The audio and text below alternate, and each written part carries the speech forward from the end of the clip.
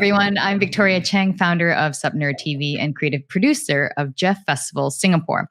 I'm your moderator for today's Jeff Con panel. And up next, we're going to be discussing engaging the evolving global esports fan.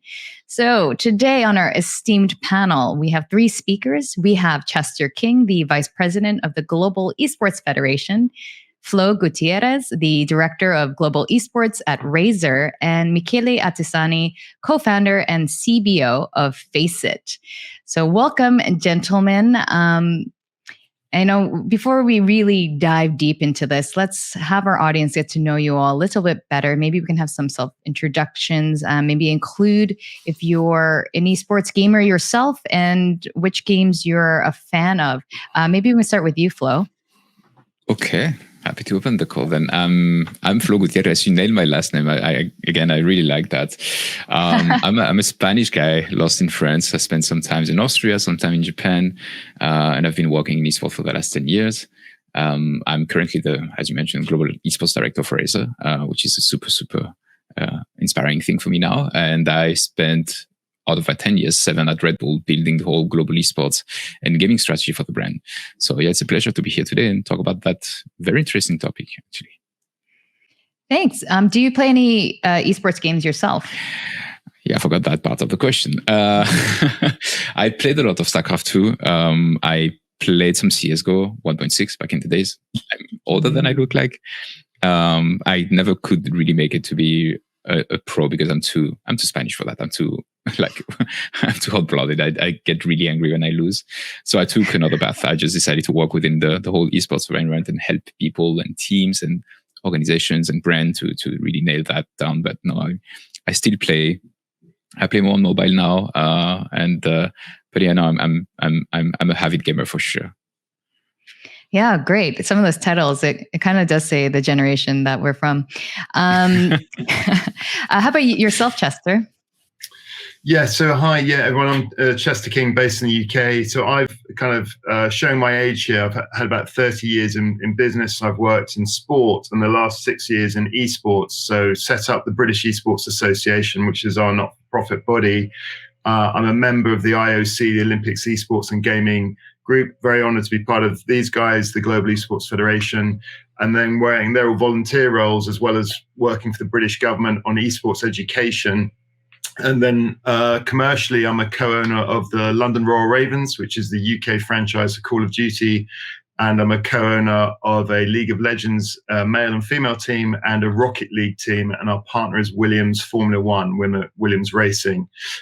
Big fan of Razer. We work with them very closely, and an old friend of Mick as well, who does a brilliant job in esports. I because of my age, born in 71, I came more from sport originally. Loved tennis and rugby. I did play quite a lot of Donkey Kong when that came out, but I basically got into esports because my 21-year-old, who was born in the year 2000, and tracked his journey. So I'm kind of a supportive parent, but my favorite titles, obviously being British, are Call of Duty and Rocket League, actually, which are the kind of the big games here type thing. So, thank you, Chester. And last but not least, Mckelly, how about yourself? Thank you. Well, first of all, so thanks for having me. About myself, as you said, I'm a chief business officer of Faceit. I've been with the company since the very beginning, and we are the largest competitive gaming platform globally, with over 24 million registered users, and support a wide variety of games and titles. About myself, I've been a gamer, for a very long time. Again, probably giving away my age, but I started playing online in 1998 with the first multiplayer games like Quake. I've been predominantly focused on first-person shooters. So I played a lot of Quake 3, CS 1.6, Unreal Tournament back in the days. And then I played pretty much every single esports and competitive gaming title that came out ever since. I'm a golfer too, absolutely. Thanks for sharing. That probably explains why CS is probably so big on your platform. I've noticed that there's a huge community for shooters on Faceit. All right, so yeah, so diving into it, I want to talk about how esports as an industry has evolved over the past few years. I mean, okay, I think we've established that we're all old and we've seen things happen over time in esports. Chester, you're involved in so many different levels in esports, from owning teams to being part of various organizations. Maybe you can answer that question. Like, what are the major changes overall as for the industry? Yeah, sorry that you're going to hear something outside for a few minutes. So sorry about that. Yeah, so for us, it's been really interesting the involvement in the UK around the pandemic. I think that more parents have got involved and to understand. So every day when they're having lunch together, they're understanding, they're asking their kids, what have they been doing? So there's been more involvement in the last few years of an older generation who's re-engaged with gaming. And because technology, as I say, has changed over years, and a lot of people who've got older don't realize about these changes. We've also, in the UK, seen a big change in women in gaming as well, women in esports. For us, more getting rid of a bit of bad toxicity in the past. But I think it's going more mainstream. You've got a lot of sports individual, very famous people who are now streamers. So you've got Guillaume Monfils in France. You've got Lando Norris, who's a Formula One driver, who's now got an esports team. So I think you're seeing a crossover of traditional sports heroes bringing their fans into esports. And then big dilemma, which we might talk about, the fan base is, are you following an individual gamer, or are you following a team, or are you following your city, or are you following your country? And I think that's been really interesting to me. And obviously we're talking around the global esports games and where on this journey where we're going. So I think I've seen a lot of change and more acceptability that you can have a sports team fan and you can be a fan of an esports team. Absolutely. I think that's a good lead into another question. Maybe Flo, you might want to answer this. So what, from your experience, especially coming from the consumer electronics side, what do you see that the esports fan wants? I would actually ask any of you guys this. What do you think or observe that the average esports fan really wants? I think they want everything. I mean, what do we want, right? First of all, we are all esports fan here.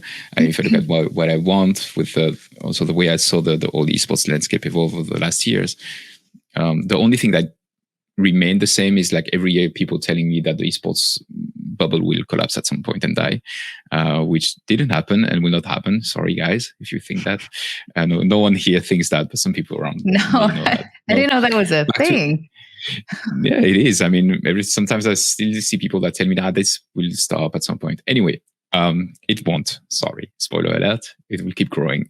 And I think with that, what esports fans want, I think they want multiple things. They may want, first and foremost, if we think really about esports, purely esports and pro gaming, very high-end competitive, they will expect to watch their favorite players competing at the highest level. So they want the best events to watch that. They want the best teams to face each other. They want the best player in the world to confront each other, and the nice production around that, and probably a nice prize money attached to it.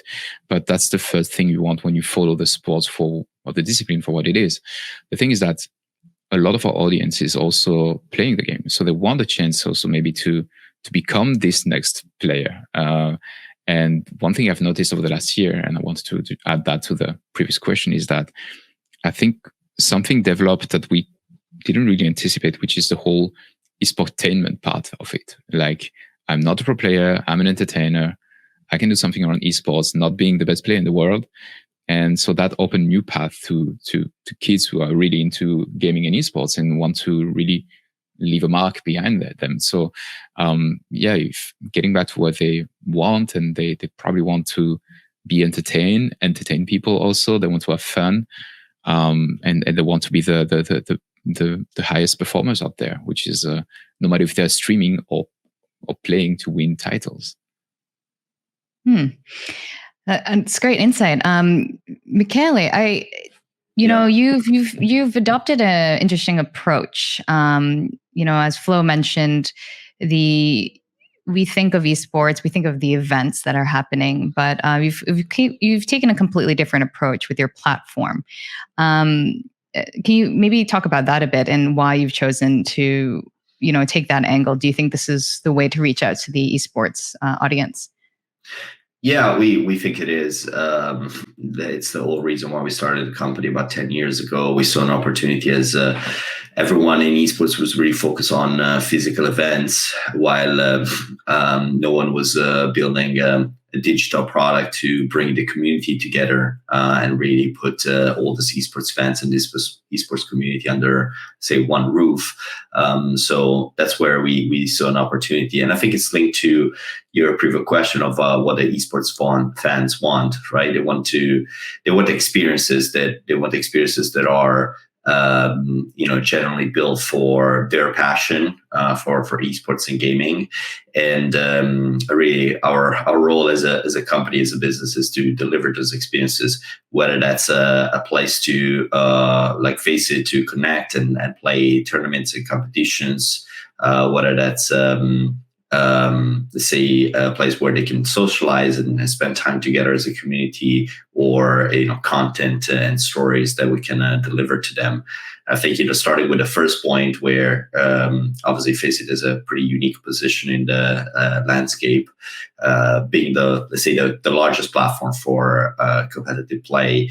The reason why we managed to make it to this far, it's ultimately because we've really focused on inclusivity.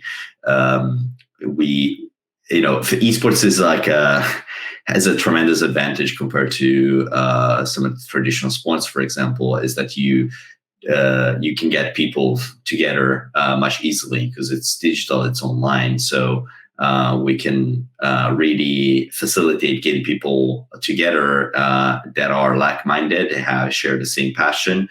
And we try to appeal to players and of every skill level, right? So it doesn't have to be professional players or super hardcore, but everyone should be able to have a fun social experience around gaming together. And that's really how we managed to scale up this business so much. So the beauty of it is there are really no barriers, right? There's no advantage in terms of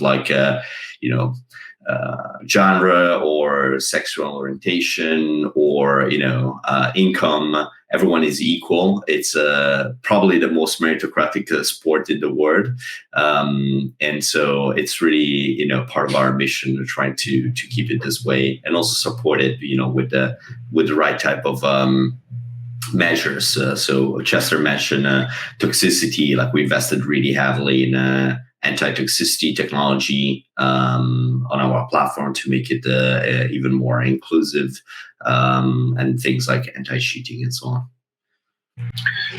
So one thing I need to say, what do fans want? They want heroes. And I think by having tournaments and competitions, that's important. If you look at traditional sports, there are a lot of tennis players in England because of Andy Murray, and obviously with Emma just winning the US Open, that's fantastic to have role models. And I think by creating these great tournaments, and Mckelly has done a brilliant job, and we need sponsors and partners like Razer to create this.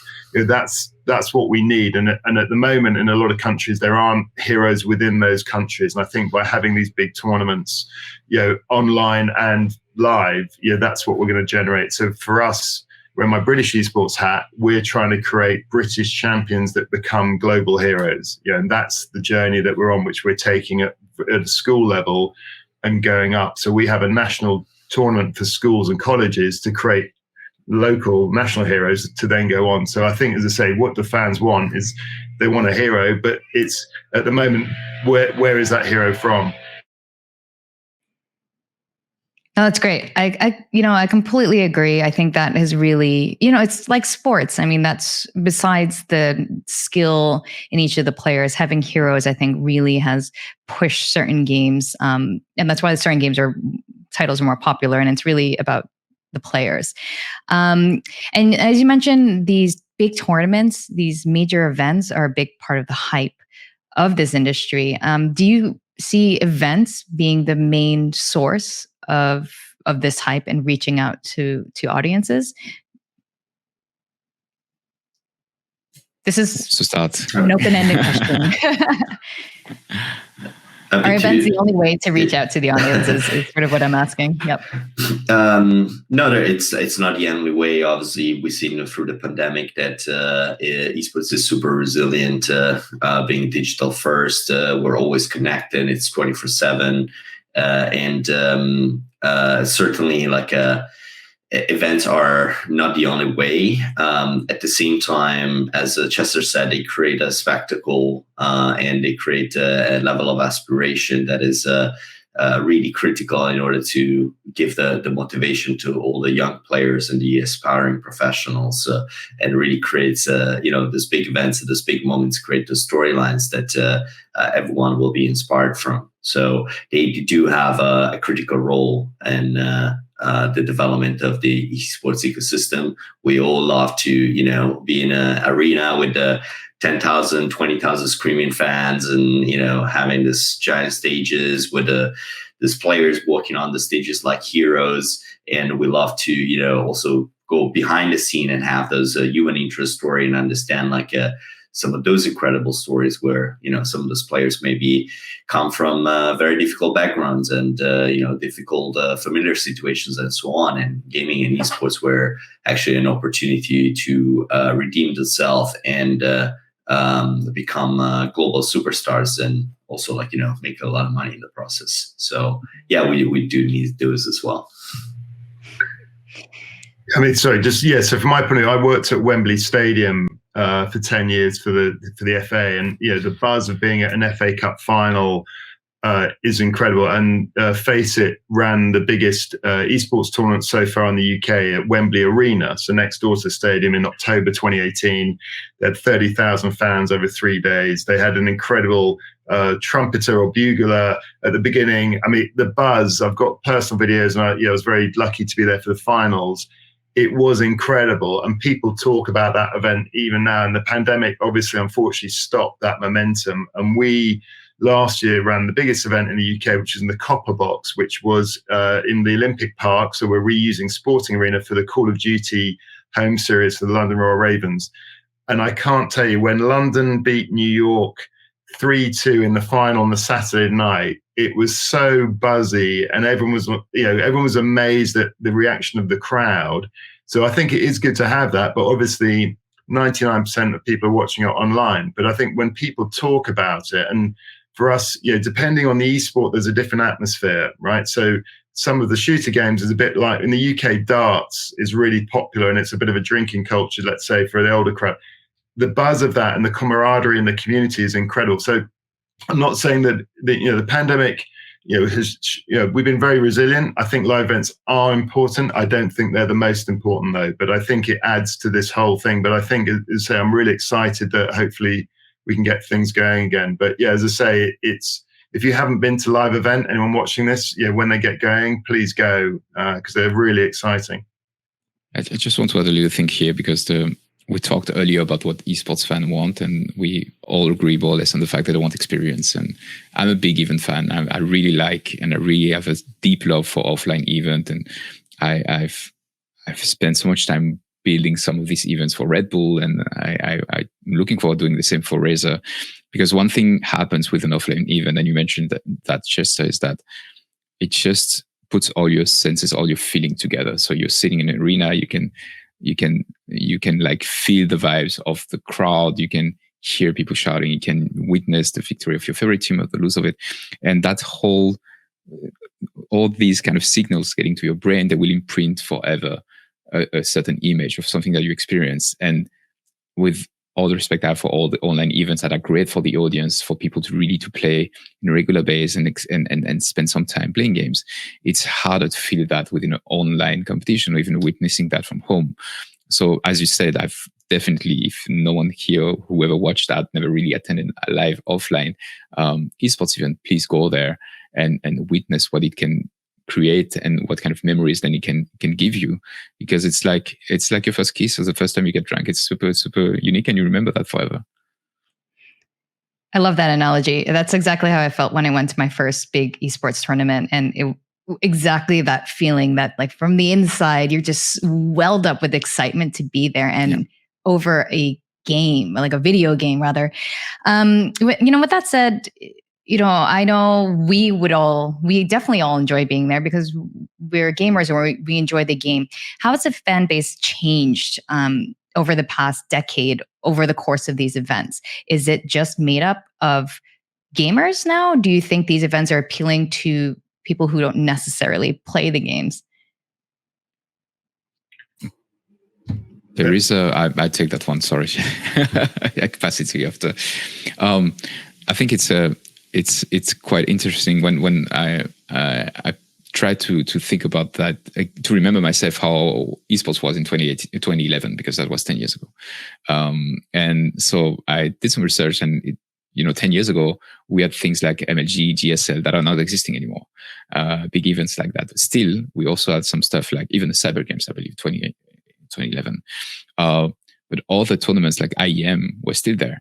2011, the League of Legends Worlds, they took part at the DreamHack. It was not even a separate circuit. And that's something I also remember. TI was like 1.6 million, the prize money. So now fast forward, you look at today, all the numbers are far different. So that says one thing: the audience that was there in 10 years is still there today. There is a new audience also coming in, which is younger, that has also different needs, and still is happy to see that, still is happy to attend all these events and have more occasions to play within the whole esports world. But I think for me, the most interesting way that the fan base has grown, I won't say changed, but just grown, is the fact that we are, I'm sorry, Victoria, all the respect to you and not knowing your age, but we all are the older lads in the esports world now, right? If you look back, no, I'm definitely in the older range. Yeah. So I have nephews like that, 9 years old, 9 or 11 years old, and you're like, okay, they are fully into it. So we will continue to be fond of esports. We'll continue to watch that. We'll continue to want to also participate. And I see myself, if I retire one day, if I get to that age, I still want to play games. So there will be a world where other people will be playing games. So there is a business here, guys. We should think about it, where we can build some retirement places with gaming setups and become rich.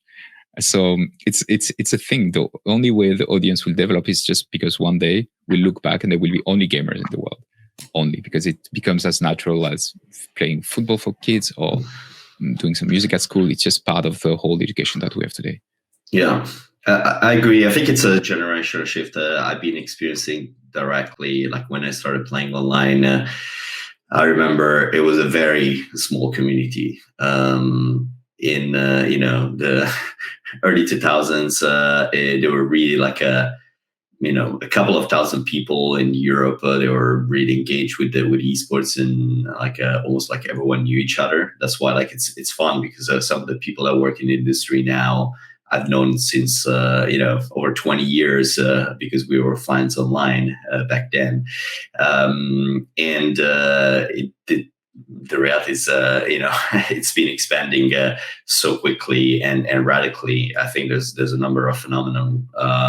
Obviously, the accessibility of esports and gaming in general has changed dramatically in terms of like adoption of personal computers, mobile phones, smartphones, internet connection availabilities, and so on, and even like the business model of the games going towards free to play, where I think I would argue at this point it's almost the most accessible sport in the world. Almost everyone can have access to it.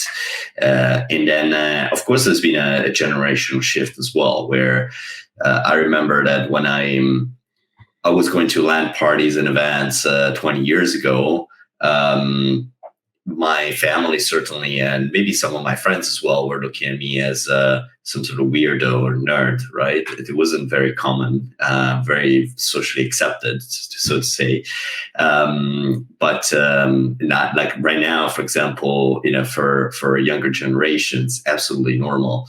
I think, if you look at the people in their early 20s today, being a gamer and being an esports fan is actually much more normal and socially accepted than being a traditional sports fan or soccer fan and so on. So obviously that's a huge factor, and this is obviously having an impact on other generations as well, to the point where, obviously Chester, you mentioned, your son being a big gamer, and one of the reasons why you started getting involved with in esports, right? I've seen a lot of parents coming with their kids to esports events, which is beautiful. It's fantastic to see. Like, I hear a lot of stories about parents playing with their kids and spending time together. And one day I'm going to take my daughters to esports events, and that's really how this whole industry has been growing. It's been a generational shift. Yeah, so the stuff I've seen over the 10 years, albeit I've only done it for 6 years, unlike these legend experts here, is two changes. Is facilities. So you see more. So in the UK, Red Bull did a brilliant thing called the Gaming Sphere a few years ago, and it was and I know they did one in Japan, and which I went to. So it's basic, and there's obviously esports cafes. I know Asia had internet cafes, but then you had dedicated esports cafes or esports hubs that came up. So that became more mainstream on the high street, but also education. So we've got in the UK 2,000 high school children studying esports qualifications. And what's happening now is colleges and schools are creating and building dedicated classrooms as an esports classroom. So that has changed. So you can now study esports as part of your curriculum, and you can go on. I think in the UK there's now 8 universities you can study esports production, esports agencies, esports management. So that has been a huge shift, mainly over the last kind of 4 or 5 years, but in education.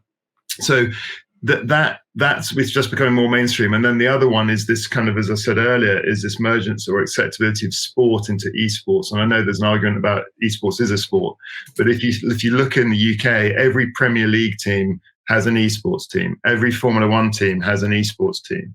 So there's this kind of extending their values, and the work that we've been doing with the Olympics positioning Rise is that there's no conflict. If anything, in fact, funny enough, in the UK, the head of sport in the UK, Sport England, said that you should be seeing esports as a positive gateway to physical activity. So we're kind of proving that, I call it active media. So you've got passive media that can be good and bad. You've got, social media, which can be good and bad. And then you've got esports, which is an active media. And once parents understand it, once teachers understand it, as part of, obviously part of your balanced life, but in moderation, they're seeing the benefits, as, Mckelly said, about as the most inclusive activity. And I've got a slight issue, which we're trying to work out in the UK, is that, when, and Mckelly's got young kids, I've got a young kid as well as an older kid. When she's at school now, she's together with boys and girls in the classroom and they're doing sport. When they go to secondary school, they're split apart. And it kind of creates this kind of social awkwardness, whereas gaming, you continue through. So we're really trying to promote at an elementary, at primary school gaming to continue to secondary school. So again, this fan base, and we're here talking about fans. We're finding people who are fans of the activity of esports, and now it's the skill set of these guys, especially Razor, of big supporting events and creating these heroes of who are they the fan of? Is it the game? As I said earlier, is it the city? Is it the event? Is it, I love the Olympics, but obviously I like UK as well. So I'm there to event. So I think we're at a really exciting time. And in 2016, these are the medals from an esports event I did during the Rio Olympics with the British government called the E-Games. And I was just a bit too early and I didn't have the right funding. But it was amazing the love that people got. And we did Smash Brothers and Smite, who were very kind of small communities at the time. But the communities loved it, that these people were being treated like Olympians. And that's why I think, as I say, the start of the journey that we're on with the Global Esports Games is really exciting for me, because this is about national pride and creating these heroes type thing. But I think, as I say, the change over the 10 years has been the development of these kind of national events. And I know that you had the Cyber Games back in the day, but I think the positioning was slightly off. Whereas I think, what we're trying to do now is kind of more pure and more like sport. I know that it's very clear that everyone on this panel understands that completely and the trend. And, I completely agree in the future, 10, 20, 30 years from now, it's everyone is a gamer and gets it. But do you think the average company understands the fan base? Do you think companies get this? I know obviously Red Bull, Razer, and all the different companies we're involved in get that. But what have been companies getting right or wrong about these audiences?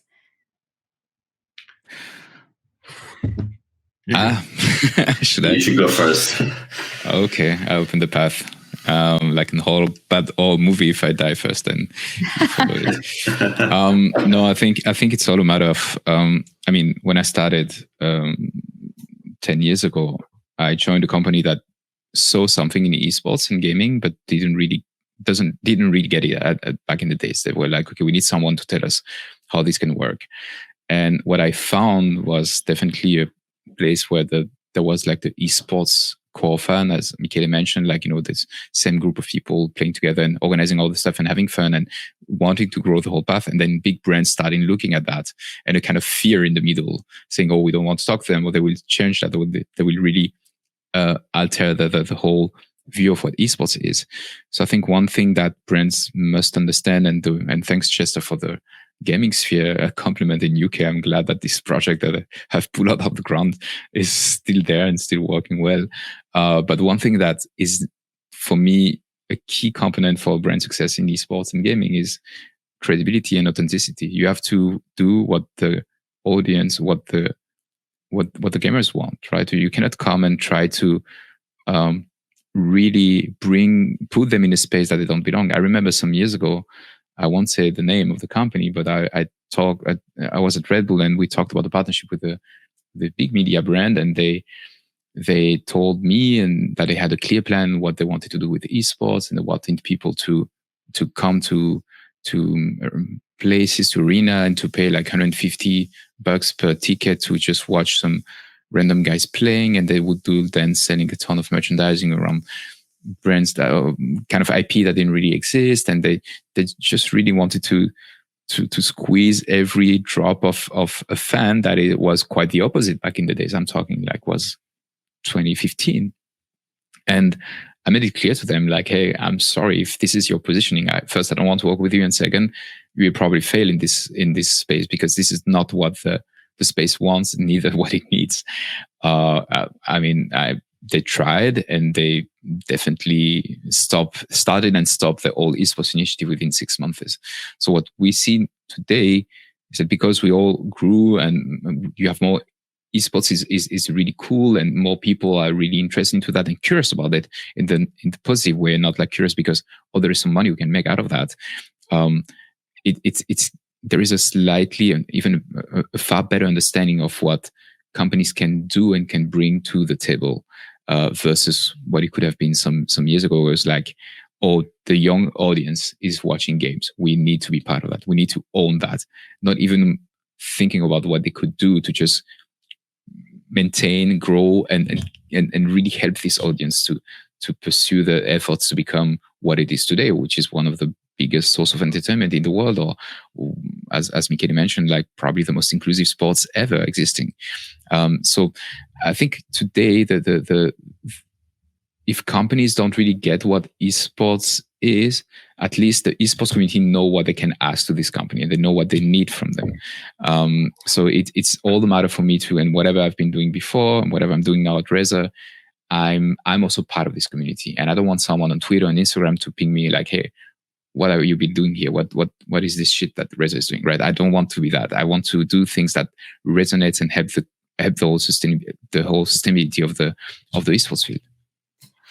Yeah, I love to expand on that. I think obviously Razer is a perfect example of a company that has been endemic from the very beginning and has massively benefited business-wise in listening to the gamers and really building products that the gamers wanted. I remember back in the days when I started playing gaming, hardware didn't really exist back then. Razer, we were used to buy like an old mices from random companies that were building it for office use. And we're just like opening them and modifying and overclocking because they're not good enough. And then Razer was the first company to release a mouse specifically designed for gamers. That was a big deal back in the days, and really how they built a brand.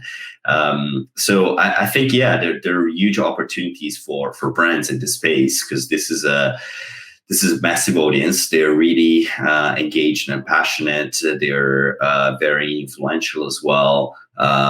So for the companies that do it right, the return on investment can be gigantic compared to other marketing channels. But it's really about understanding what this audience wants in supporting their passion. I think we're lucky enough to be partnered with some of the largest non-endemic companies in the world as well, for the likes of Visa or Gucci, for example. And it's incredible to see how their perspective of this non-endemic companies changed over the years.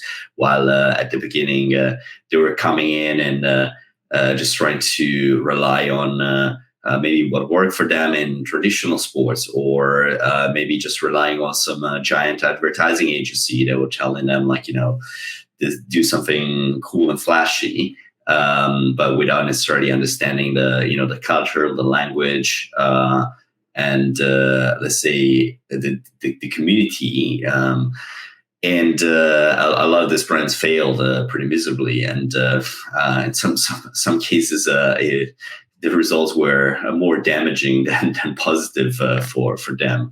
So I think now brands are much smarter. They understand that they need to approach this in a correct way. It's interesting to see some of these giant brands now even have within their marketing teams people that are dedicated to gaming and esports, right? And they're experts in the field, and they want to work closely with companies like ours and many others in the space that can generally guide them through navigating the complexity of the space and show them how they can support directly the community and the players.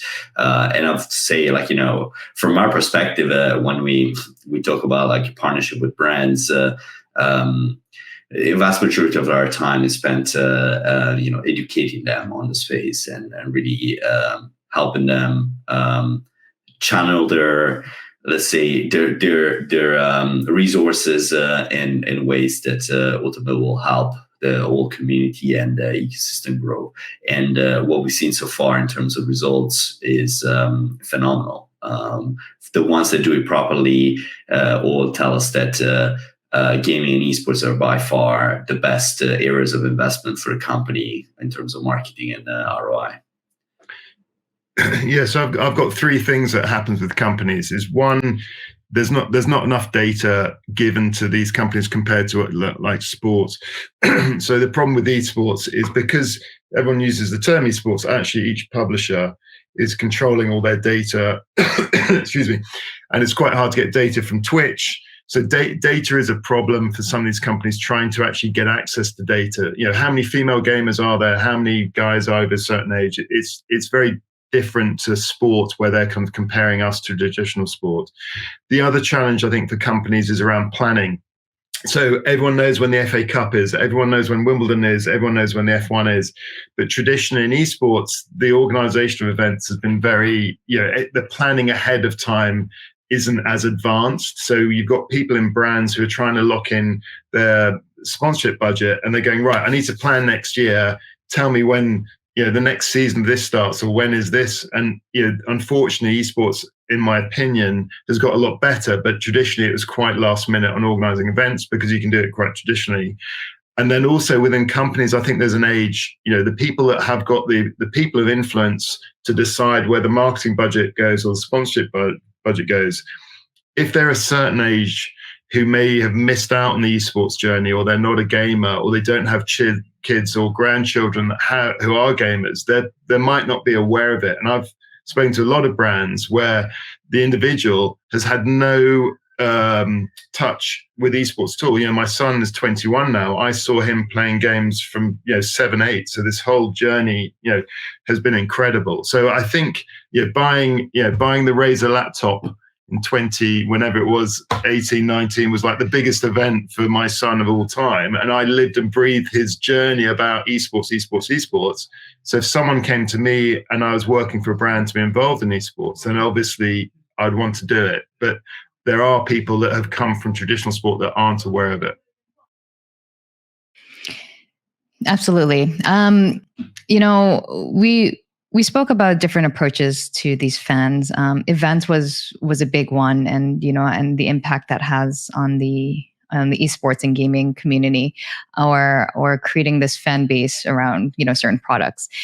Social media landscape is ever changing and definitely growing, and there's no denying it is such a powerful tool in providing opportunities for companies to leverage on. So maybe, Flo, I would like to ask you this question. What are the most effective ways that you found to resonate with fans from a content strategy perspective? I know I've been personally impressed with the content that Red Bull's been putting out sports-wise and now esports-wise as well.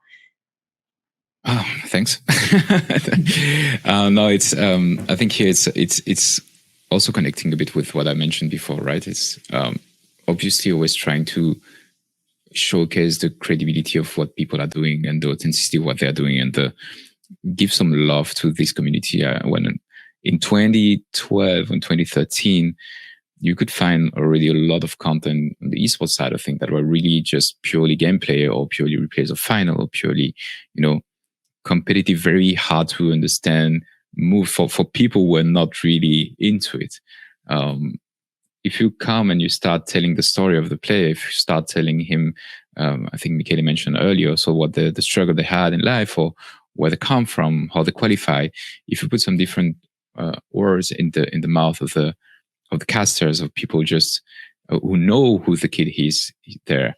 And I remember back in the days, one of the very first content I did with Red Bull was a short documentary on a former StarCraft player called Life, who came to Paris and won Iron Squid 2 back in the days.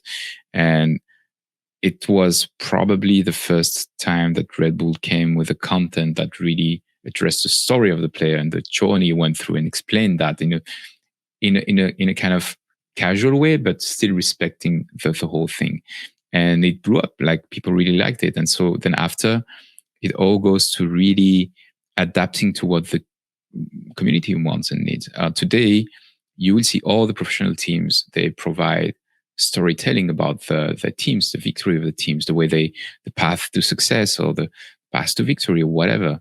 All this kind of more feature documentary thing is really super trending, and every team is doing it today. So when we come with what we can offer in terms of different content, I think what we decided this year is to take a slightly different turn here and say, okay, how can we offer something that is not existing, that is more like evergreen and can really have a purpose on top of just also being cool. And so that's where we thought about developing the Champion Starts From Within campaign, which is addressing a younger audience and exposing the toxicity or the stress or the burnout aspect of esports, and say, guys, you can face that, you can definitely go over that. So it's nothing that is really pure content, but we try to put that in to tell the people, hey guys, you should also pay attention to that. You will see top teams winning, you will see top athletes doing like some crazy headshots or whatever moves in games and flicks and so on, but you also have to think of what you need for yourself, what you need to get there, what you can be facing in the future, and be warned about that.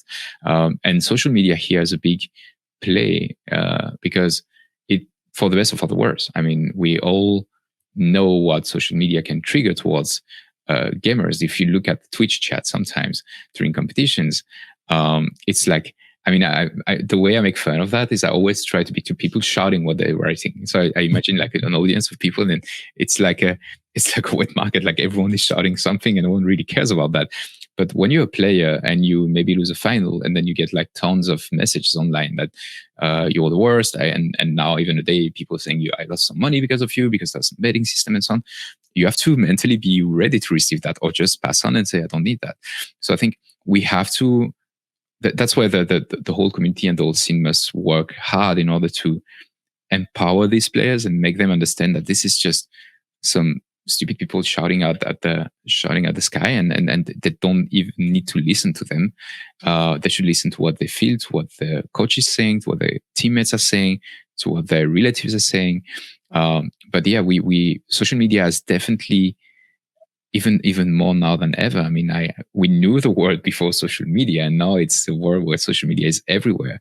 So if you pay too much attention to what you see there regarding who you are, your performance, or whatsoever, I don't think that's a great thing. So there are a lot of good opportunities that came from social media, and I'm really fond of what it brings. But we should definitely also, and that's one of the missions that we have from now until the next couple of years for Reza, until the moment it really becomes something that everyone is aware of, is to protect the players, to protect the coming future talents, and to give a chance to underserved or to people who cannot shine in esports to really make it through by helping them understanding that this is just like, something they shouldn't pay attention to. So I like the great side of social media and the great storytelling and content you can see out there, as much as I hate the fact that it can really bring down people too heavily. Yeah, thank you for that. Mckelly, how do your platform is you have your own community on your platform. I guess to Flo's points, how do you manage all of this sort of human interaction, for better or for worse, on your platform? Because surely it comes about, especially when it gets into a competitive atmosphere. Yeah, I mean, obviously. So yeah, first of all, we are in a way like a social platform as well, right? We have professional players on Faceit that have over 300,000 followers. We have celebrities playing on Faceit like Neymar and Casemiro and other football players. So it is a place where people certainly have a lot of interactions, and yeah, I would say it's always challenging because on one end we think that let's say the banter is always part of the experience, right? There needs to be a little bit of spice in the interactions especially when it comes to competitions, and create those rivalries and a little bit of that competitive tension that makes it fun and engaging. At the same time, we always want to make sure that it's always done in a respectful way, right? And we make sure that that certain lines are not crossed. So that's where let's say we try to put a lot of effort into moderation and things like anti-toxicity that we developed internally using some of the latest technology with AI and so on. So I'd say that's a perspective within the platform. I think more generally speaking, on social media, the fact that the community comes together on multiple platforms, on Twitch, on Reddit, on Faceit, on you name it. It's extremely positive, right? It's a sign of the health of the community, and their desire to be always on and always connected with the world of esports and gaming. At the same time, yes, it can get pretty messy. So it's important that people are also educated and understand how they can deal with it. I mean, even for us, often we receive a lot of pressure from social media. I can only imagine some of the professional players and so on. Personally, friend with a lot of professional players that struggled with the mental health because of the social media and the pressure they get. Maybe when they're not playing that well, maybe they're they're losing a few games and their fans just become like, very, very aggressive. Certainly, like, this is something that happens, in traditional sports as well, right? Like if you're a football player for a big club, that can be the case as well. I think it's just different because we are so connected in esports. Like everyone is always on these platforms. They're always connected. And so it's much more in your face. It's even harder. I think on our end, what we're trying to do is work on some of these younger players and offer them tools and supports and education. And now we're developing with some partners also, like, mental health programs to support up and coming players and say rising stars and so on, and really tackle the problem at 360 degrees. So yeah, it's a pretty complex problem. It could speak for another hour, so I'll just leave it at that. Yeah. So I mean, timing's interesting on that, because in the UK there's a new online harms bill that's coming out next year that we're working with, and actually there is an organisation that work with Twitch and Instagram and YouTube, TikTok. It's only been going about a month, but it works with Premier League teams, the NFL, the NHL, and actually it's a filter that goes on, and you can turn down or turn up, what type of messaging gets to you, and that's literally just launched. So I'll probably actually share that with Mckelly, because it's great for individuals who, especially it was kind of advanced around sport because of the racism and sexism, and you can literally dial up, and there's like, thousands of words where people are using expletives in a different way, and that can be done. So I will share that with you, because the UK government are looking at that as well, as a filter. But I'll just echo what Flo said about the storytelling and how important it was. And I think, again, looking at other great sporting events, like the Olympics in particular, the backstory of some of these people, and again from the UK, the people that won the medals in BMX, one of the girls, was told she had no funding, and she crowdsourced to go to Japan, and she won a gold medal. That's endeared us on this. And I think, again, what's happening in esports, and it is really important, is the backstory and the narrative of how these people have got to become at the elite level. And these are incredible athletes who are playing esports. Just their skill set is incredible. So I think it is important. We should all, collectively make an effort of that. And that's why it's great that brands and people, like Face It Razor and Red Bull, we're all trying on the same journey to humanize these people, so that fans are endeared more about them. But I agree. I mean, what's great is there's, I'm seeing from the ground up, this thing around code of conduct, and in our schools tournaments we have a red card and a yellow flag, yellow card system. So if someone when they're gaming, they get very agitated and they're excited and they chat, there's a balance about being abusive, and we have sort of fairly zero tolerance on that, so that people get, you wouldn't say what you're saying online to someone right in your face physically. So we need to change that, and we're getting teachers and parents to be aware of that on this code of conduct. And we work with the NSPCC, which is a national charity, around parents' guide and stuff. So what is great is the industry are aware of it, and we're all trying to resolve it. But as I say, in the UK, there's a new online harms bill that's coming out next year, which is going to be a lot tougher on that, and hopefully we can try and eradicate it.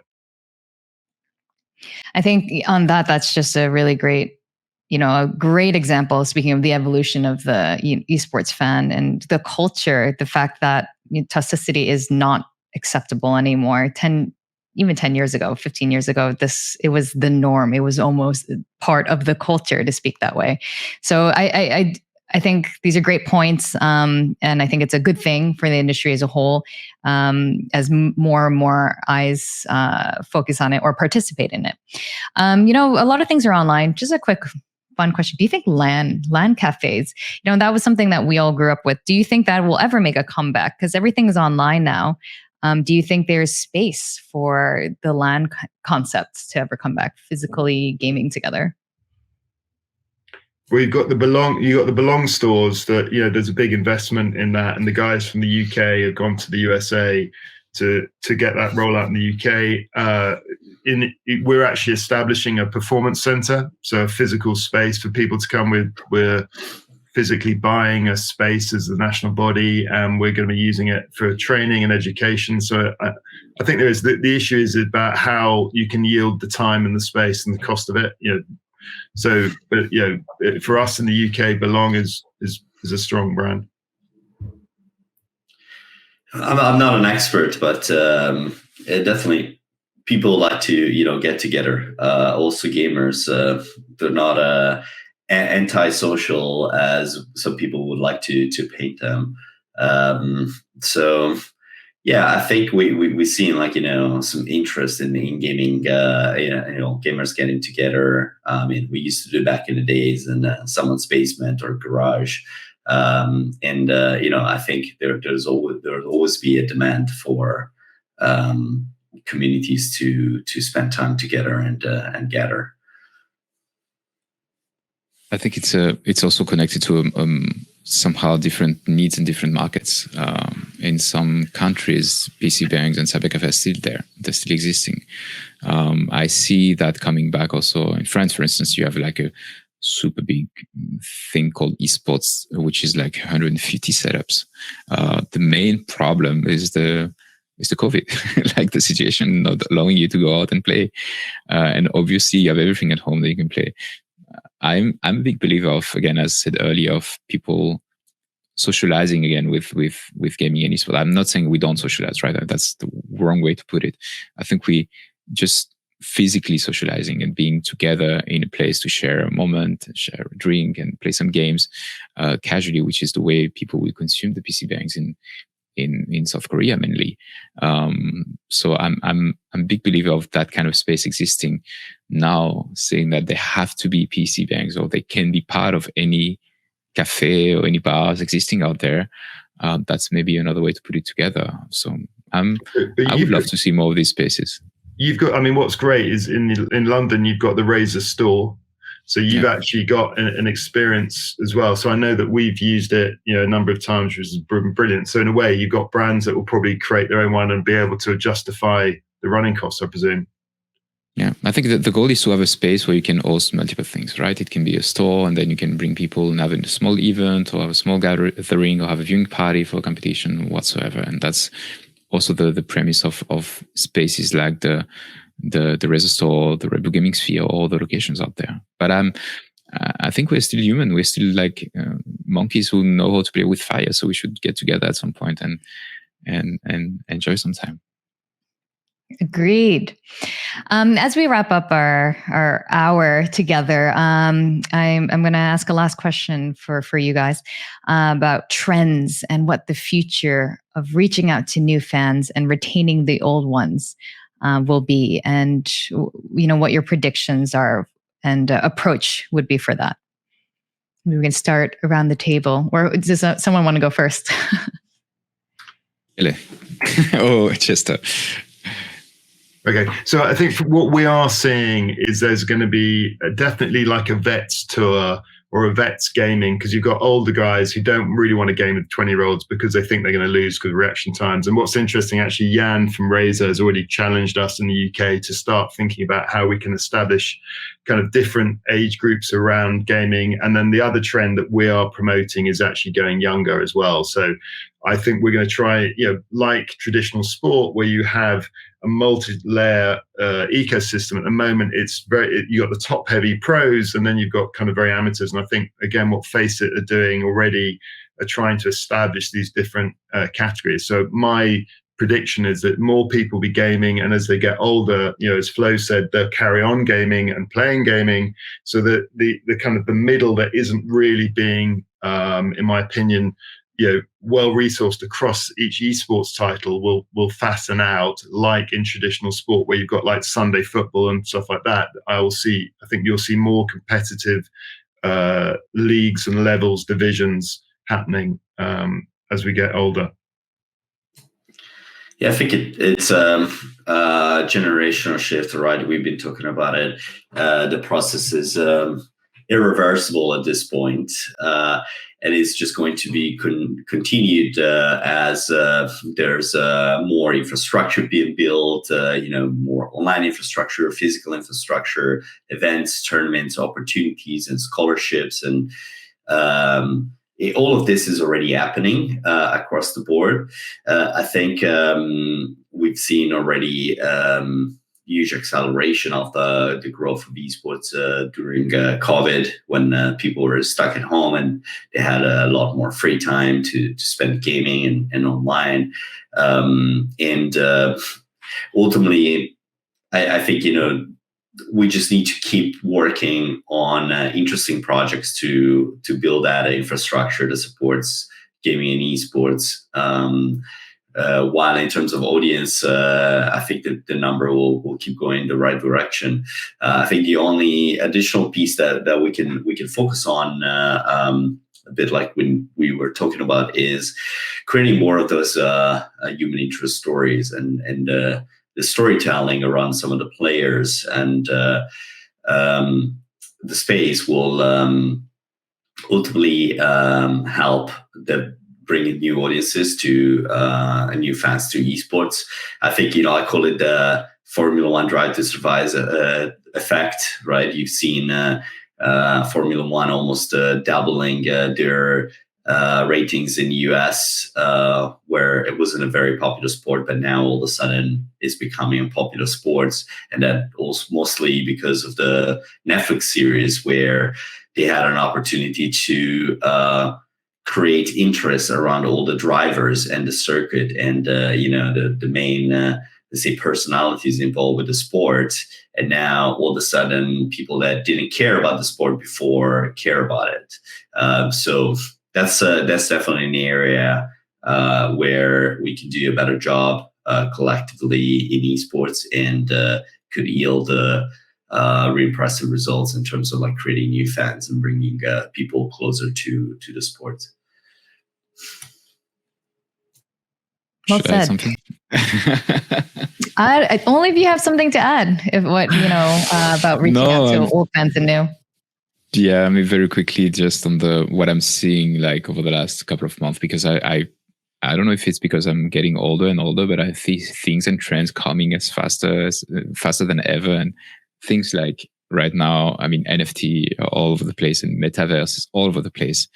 I find cloud gaming is also all over the place, but something like metaverse is already something that we had in gaming some years ago, maybe not at the right moment, and maybe not sold the same way or the right way. We could have marketed that differently, but seeing that is super exciting for me, because it points out that at some point gamers and esports people were maybe in advance compared to what the really community needed and what the rest of the world needed, and now we can really explore all that part. So I'm very excited of these new trends, but I'm not that worried of not jumping as a brand on this immediately, just to be sure that they're the one really, again, serving the community and serving the whole growth of our esports field. Because we still need to continue to grow and still need to continue to be more professional and offer more occasions and bring more consumers and etc. So I think we are, Mckelly mentioned like this kind of clash of generation. The proper one, I see it coming in a couple of years, like 3-4 years, maybe 5 years, where we'll become really the grumpy guys, and then the youngsters will push us out. And this is for me where it will start hitting. But with that said, I'm also excited, because I know that what's coming, and I know that we are too big to fail now. Esports is really at the place that it will embrace more and more people. And yeah, just looking back, when I was a kid, I always said I would work in video games, but back in the days, it was like game developer or game tester. And now, I don't know, many hundreds of jobs exist in around the gaming world, which is just amazing. We're going to be obsolete very soon. Yeah. So one thing, the other trend that is happening, and there's some big announcements coming up at this end of this year, is around more esports competitions happening at live sporting events as well. So there's going to be a big announcement for next year in the UK at the biggest sporting event. There'll be an esports tournament happening at the same time, endorsed by it, but not a medal event to do with it, but a separate tournament. So I think you'll see more esports activity across the board at most live esports events as well. Sorry, sports events. Yeah. Yeah, actually, I mean, this would be a whole nother topic, breaking down events. I'm also curious how that would evolve over time, and how how esports events will eventually, become its own complete category in that it's not framed in the same way sporting events are. Or maybe it won't. I don't know. But that's a whole nother topic. It's very tempting again too, but I shall not. I think with that, you guys have really summed up it nicely. I think the themes that really came up over and over again were really about what the fans are. And one thing that's remained consistent is authenticity and community and, reaching out to a very loyal fan base. I do think you guys made a really good point about the younger fan base, that Flo pointed out, that we might become obsolete, and that to them there's less, not gatekeeping, but less like, you need to get gaming because everyone gets gaming already. So it's not less of something to prove. But I think that's a good thing. It means that people will get gaming over time. Yes. So there's also the Commonwealth's Games, right? Is this supposed to be announced? I don't know. Do we need to cut this out? No, yeah. To be honest, Okay.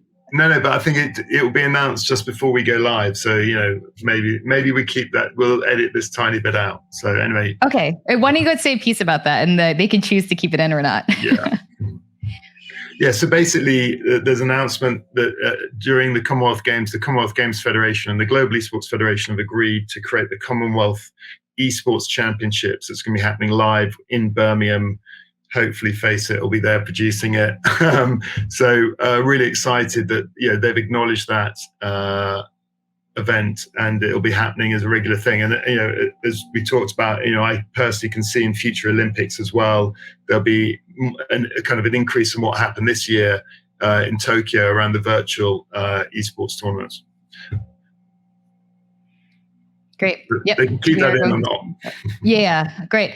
So, speaking of events, this Jeff Con panel is in celebration of the inaugural Global Esports Games 2021 held here in Singapore.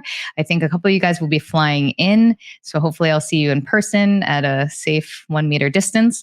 But thank you guys so much for your insights. I hope, the audience has also found it as insightful as I did. So thank you, Chester, Flo, Mckelly, for joining us. Thanks, Victoria. Panel. Thanks for having us. Yeah.